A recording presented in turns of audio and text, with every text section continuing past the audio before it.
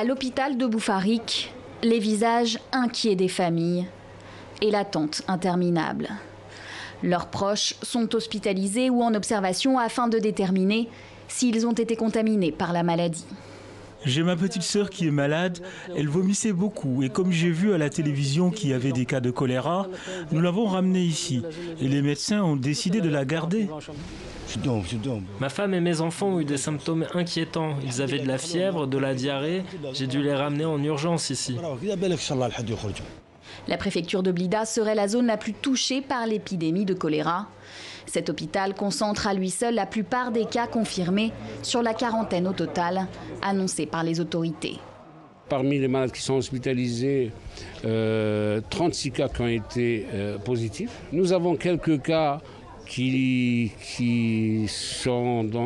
qu'on peut étiqueter de forme compliquée, donc parfois même qui nécessitent des soins de réanimation. Les autorités sanitaires ont exclu une propagation par l'eau et privilégient l'hypothèse d'une contamination via les aliments. L'eau du robinet n'est pas la cause. Cette eau est vérifiée, contrôlée en permanence. Idem pour l'eau des puits. Nous soupçonnons certains aliments, comme les fruits et légumes qui sont mangés crus. Depuis plusieurs jours déjà, à Blida et dans les régions voisines, des cas d'hospitalisation suspectes ont été signalés par le corps médical, sans réponse du gouvernement.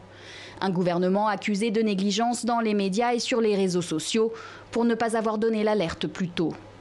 Disparue depuis plus de 20 ans en Algérie, cette infection intestinale très contagieuse peut être mortelle en l'absence de traitement.